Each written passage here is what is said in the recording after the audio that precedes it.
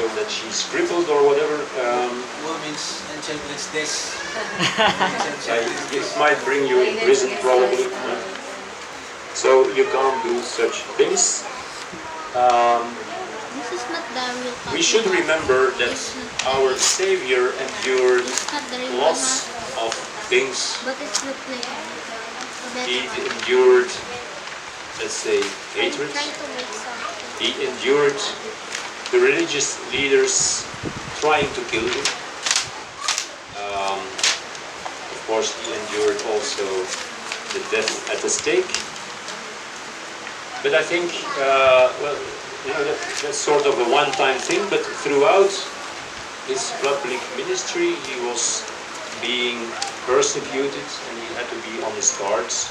As I mentioned recently, he had to run for his life on several occasions.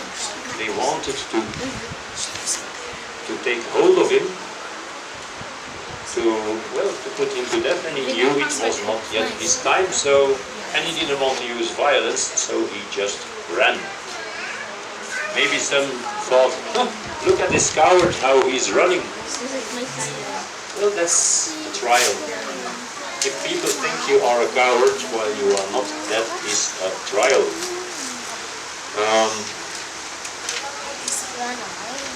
Yeah, I think you need to pray a lot and present your case to Yahweh in such a situation.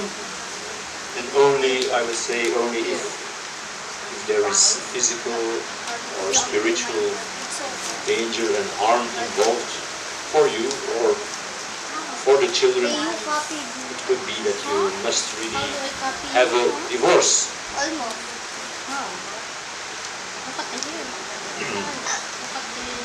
Again, back to more normal situations. 1 Peter 3:7. So we need to acknowledge that while our wives are the weaker vessel, we are heirs together with them of the grace of life. And if we don't hold them in honor, remember those jokes with the friends at lunchtime about your respective wives? And the laughs are all the harder when the story that you tell is stronger. Your prayers will be hindered. We will come back to that topic in a while, maybe next week, depending how far we get. Not only be hindered, Yahweh will not hear you. Yahweh will he will not listen. Well, yeah, that's that guy who is making jokes about his wife. Let him pray. I'm not interested. I'm not interested in your prayer. Whatever you ask. I guess we don't want that. We don't want it. We don't want our prayers to be hindered.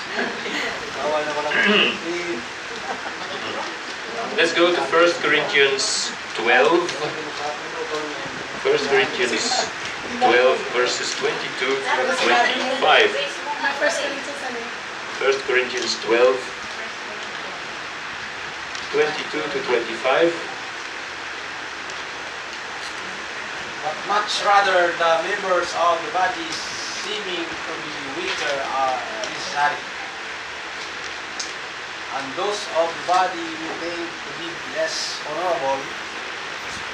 So this we put more abundant honor around him, and our uncomely members we bless with greater. But your comely parts have no need for attention, but Yahweh impaired the body together, giving more abundant honor to the member having need.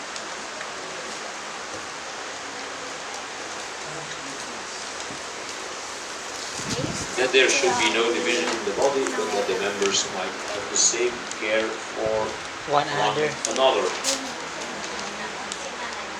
So this is a reference to the woman being the weaker vessel.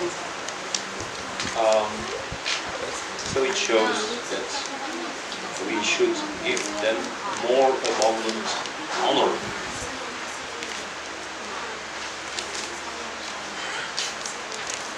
And as we just mentioned, the duty to honor our wives is tied into the effectiveness of our prayers.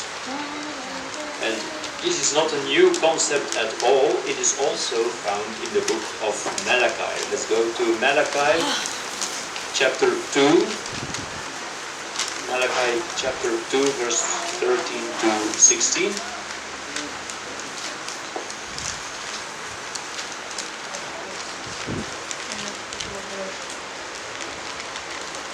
Ano lang? Sige.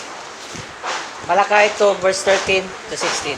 And this is the second thing you have done, covering the altar of Yahweh with tears, and weeping and groaning, yet not facing toward the grain offering, and taking it with delight from your hands. Yet you say, on what cause? Because Yahweh has been witness between you and the wife of your youth, against whom you have dealt treacherously, and she is your companion and your covenant wife, and has not made you one, Ekad, yet the remainder of the Spirit is in him, and what of the ones he has seeking a seed of Elohim. Then guard your spirit, and do not deal treacherously with the wife of your youth. And Yahweh, the Elohim of Israel, say he hates divorce, and the cover with violence of his garments. Says Yahweh of hosts, then guard your spirit, and do not act treacherously. Do not